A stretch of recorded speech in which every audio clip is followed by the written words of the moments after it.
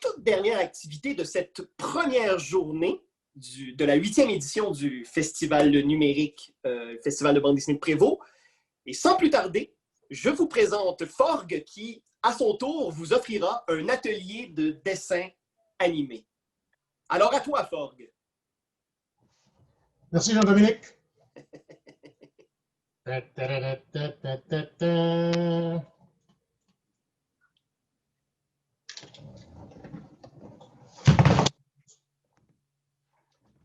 Bonjour à vous, je m'appelle Forg, je suis dessinateur compulsif qui a travaillé dans quelques studios de dessin animé, puis en jeux vidéo, puis plusieurs types de bandes dessinées.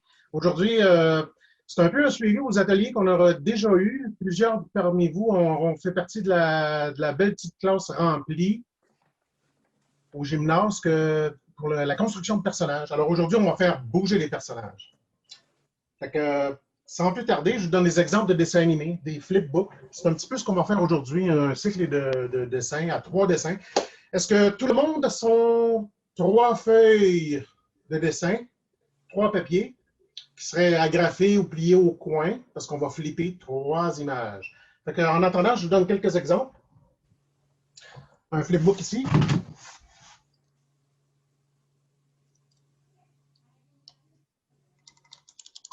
Alors, c'est une séquence, pour faire un dessin animé, ça prend une douzaine de dessins pour faire 1 seconde de film.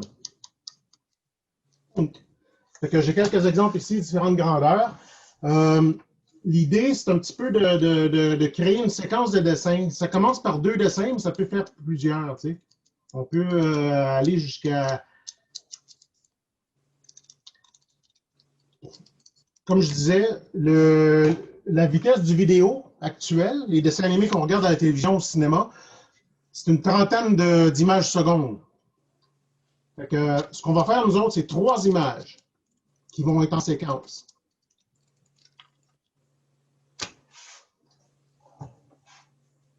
On a ici un autre exemple.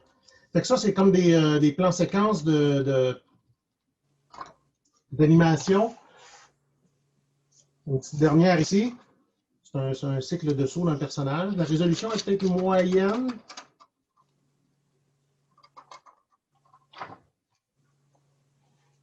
Et puis, j'en ai un exemple ici de Disney, du film La Belle et le Clochard. La belle scène où celui-là, il n'est pas de moi, bien entendu, c'est du grand Frank Thomas. La séquence où La Belle et le Clochard, ils partagent un repas de spaghettis.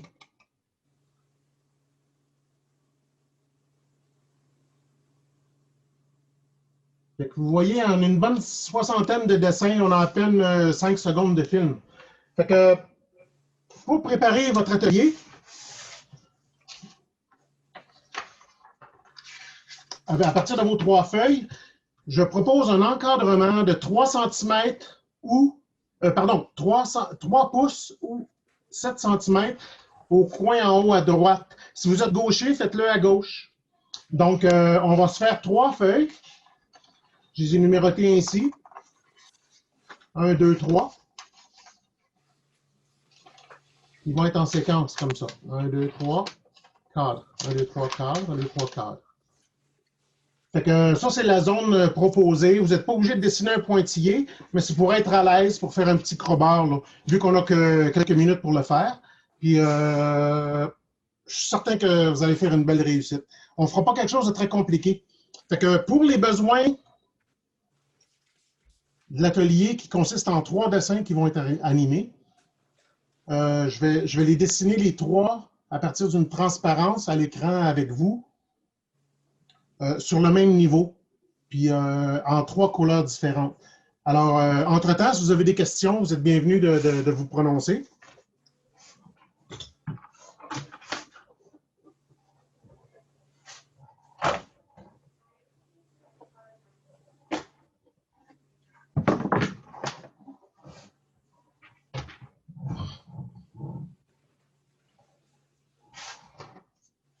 Alors, moi, je m'installe un petit cadre ici. Et je vais dessiner avec vous. Est-ce qu'il y en a qui ont des questions? Est-ce que tout le monde est prêt?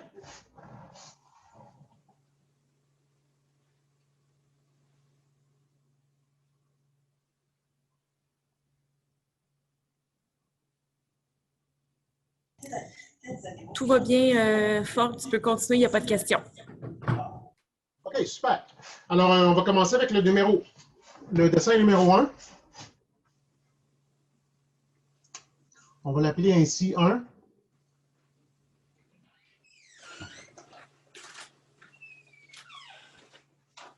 Alors, si vous vous rappelez l'atelier du personnage qui se décompose en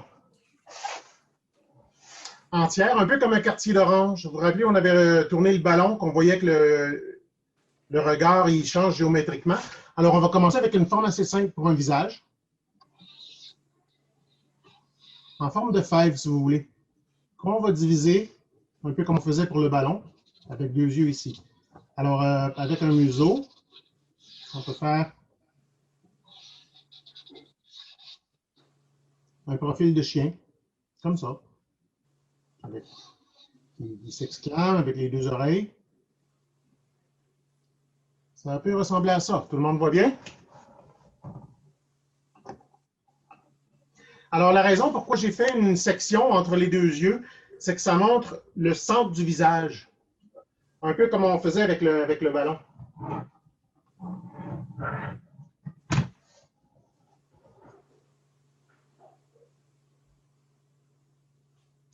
Alors, je propose qu'on continue avec la pose 3.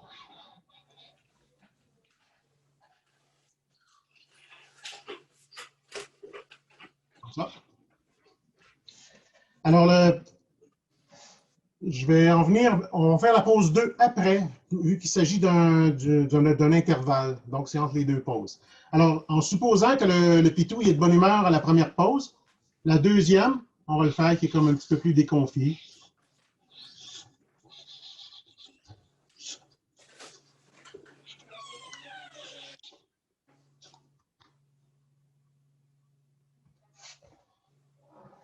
Donc, les 2 poses, ils vont aller de gauche à droite selon comment vous allez flipper. Donc, la page 3, c'est sur votre 3e page.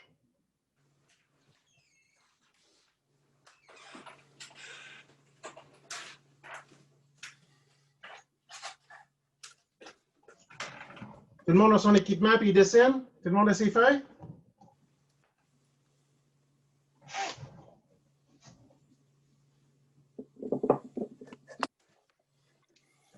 Je vais ajouter un peu de définition à la pose 1, étant donné que le crayon est pâle. On va refaire une 2e passe. La raison de faire une première passe en couleur comme ça, dans le cas échéant, c'est que vous-même, vous travaillez avec juste un crayon à mine au début.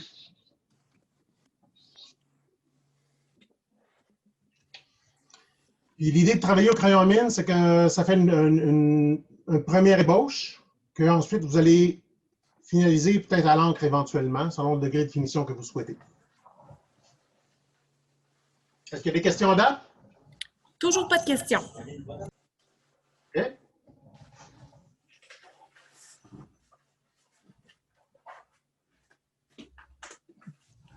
On va poursuivre avec ce qu'on appelle la pause intervalle. La pause intervalle, c'est pour ajouter un degré de douceur entre les 2 extrêmes. Vous voyez, on a un extrême souriant, un extrême triste. Donc, on va essayer de faire la pause qui va ajouter au mouvement, qui va comme donner de la vie qui va proposer une intermédiaire, si vous voulez. Donc, on va l'appeler la pause 2. Fait que, règle générale, avant de faire une autre pause, puis là, aujourd'hui, on fait un intermédiaire, mais dans une vraie séquence de dessin animé, vous allez avoir jusqu'à 25, 30, 50, 60, sans intervalle, dépendant du degré de détail de la scène. Mais aujourd'hui, c'est comme une initiation. Fait qu'on se fait un arc de mouvement.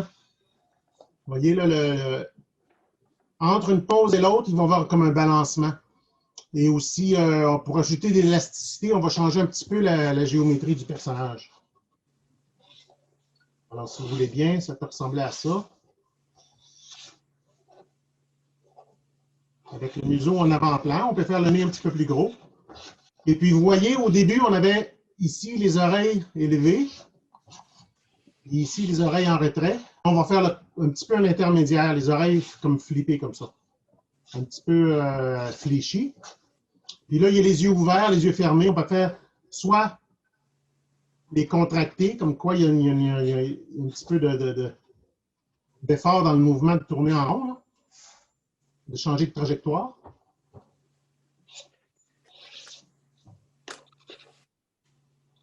Ça se passe bien? L'audio, les amis? Numéro 1, Forg. On t'entend très bien. Pretty good. Le visuel, c'est... je proposais une version sur papier pour un petit peu humaniser le truc là, versus faire un PowerPoint avec des diapositives, tout ça. C'est ce que je propose. Fait que, pour aller de l'avant, on est déjà au milieu, vous voyez que les 3 pauses, il y a un effet de balancier. Fait que ça va ajouter de la douceur à la transition du personnage, plutôt que de faire A, B, A, B, A, B comme un flipbook juste à 2 pages. Alors, je vais vous laisser un petit peu dessiner. Est-ce qu'il y a peut-être des questions entre-temps? Pour l'instant, Forg, je pense que les internautes sont captivés dans leur dessin. Mais je ne sais pas s'il y en a qui ont débranché, vous aviez quasiment cancellé le truc, là, vu le bug de mise en ligne. Non, non, tout va très bien. OK, bon, je suis bien heureux de ça. Fait qu'on donne un petit moment encore, je vous donne 1 minute pour comprendre un petit peu la notion, puis faire les dessins de votre côté. Remarquez, c'est pas obligé d'être un chien, là, je donne un exemple présent. La flexibilité des oreilles, ça peut être un chapeau, ça peut être des cheveux, selon le personnage que vous allez choisir de faire chez vous. Je vous encourage à créer votre propre personnage. Ça peut être un personnage humain, un personnage fantaisiste. Là, on va dans le monde animal, parce que c'est un peu ce que, pour l'universalité de la chose, quand Disney faisait des personnages animaux, ben, c'était représentatif de plusieurs nations, c'était un côté universel, tout le monde a un contact avec les animaux, c'est un côté charmant, cute, qui a un attrait universel, si vous voulez. Alors,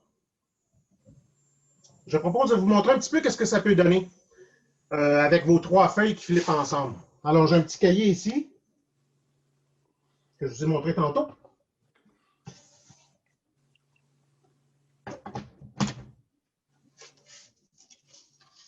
Alors, vous pouvez agrafer, clipper ou même juste les replier ensemble, les 3 feuilles, pour qu'ils soient mobilisés l'une contre l'autre.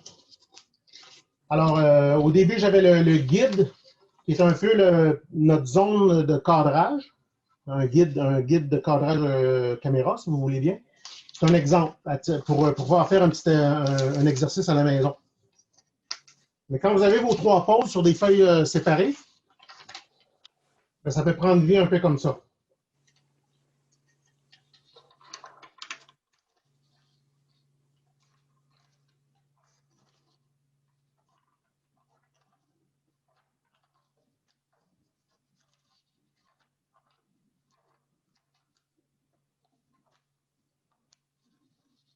Alors, la ligne noire, en définitive, c'est après qu'on a fait le crayonné.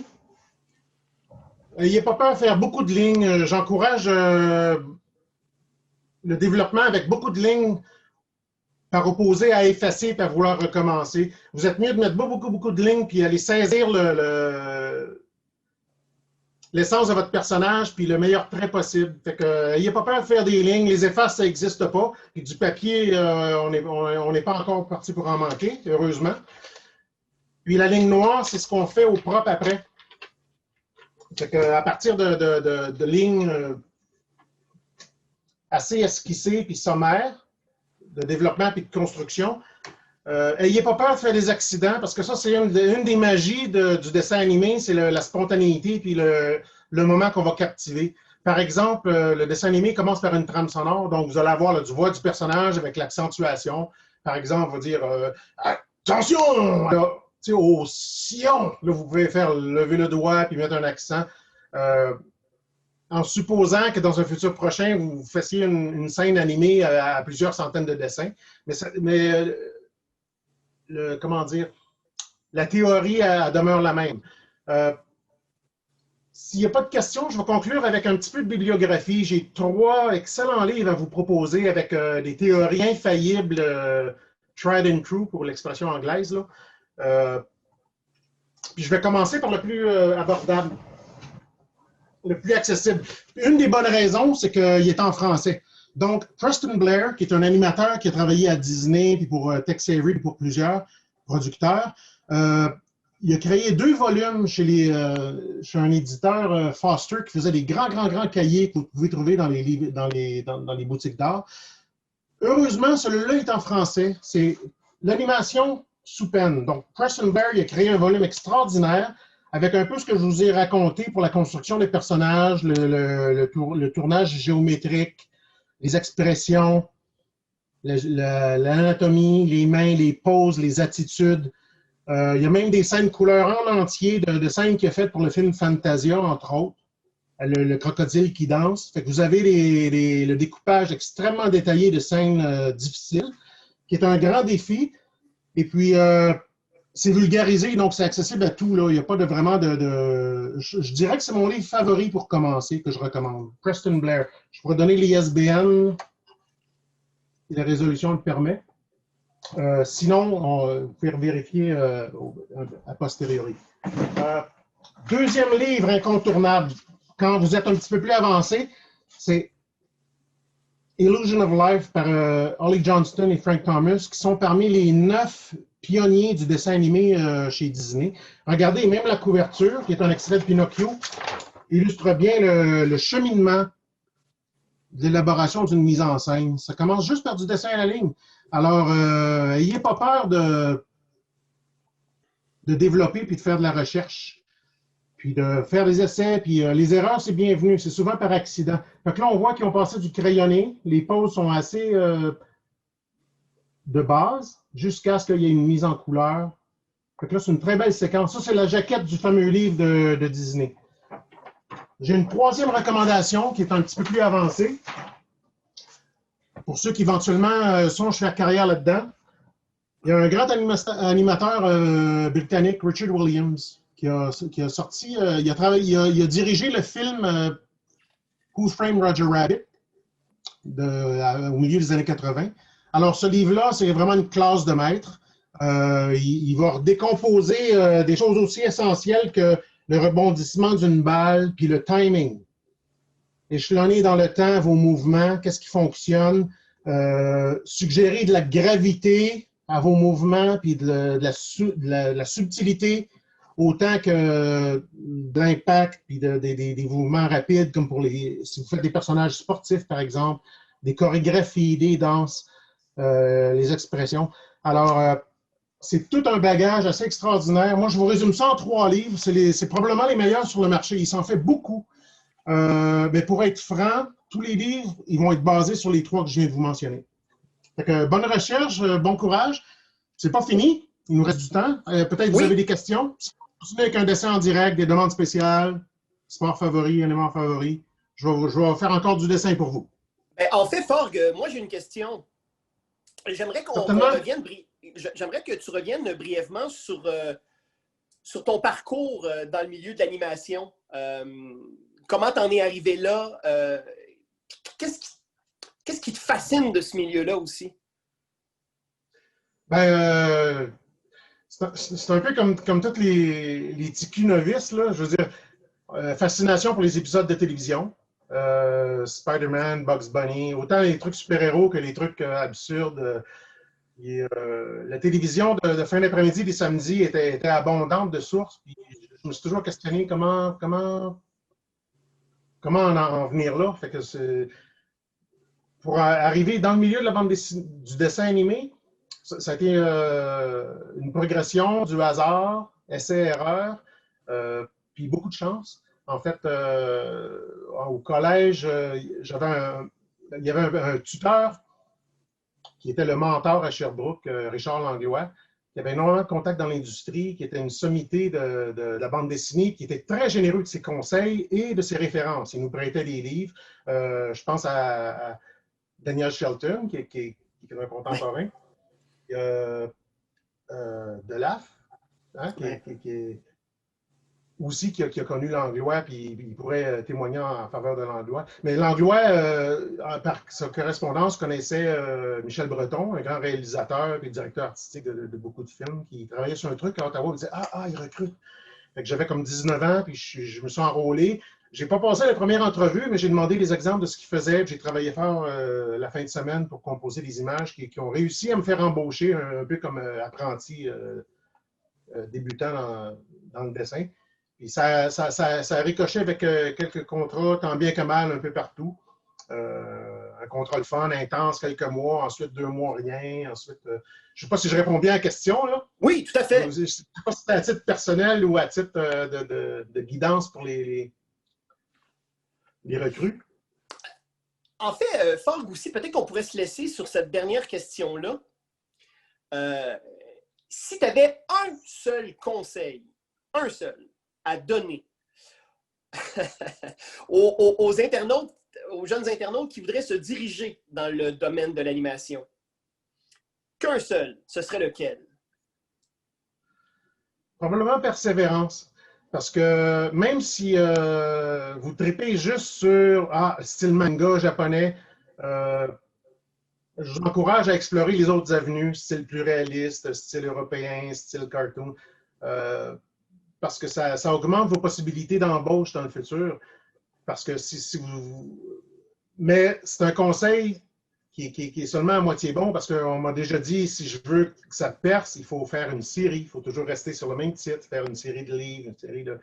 Fait que mais la persévérance, elle s'applique à plusieurs égards. C'est discipline. Puis s'efforcer de garder ça amusant. Amusez-vous. N'ayez pas peur de faire des erreurs. Puis effacez pas tout le temps. Les effaces, c'est l'ennemi parce qu'on apprend de nos erreurs. Puis si vous effacez vos erreurs, vous ne les verrez plus. C'est à peu près ça.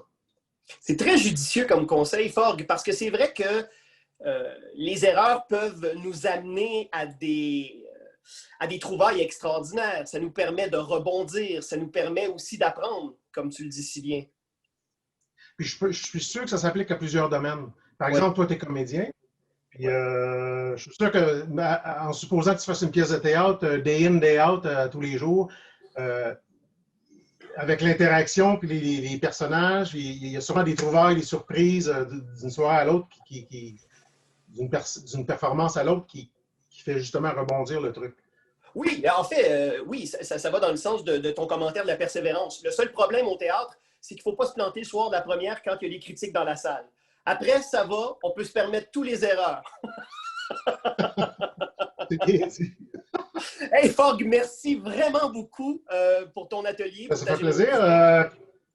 Ça a passé proche. C'est une première, moi, en ligne comme ça, puis j'avais le trac parce que technologiquement, certains côtés, j'excelle, puis d'autres, je suis encore à tâtons. Mais c'est ça. Mais merci beaucoup de m'avoir reçu. Ben, merci à toi, Forg.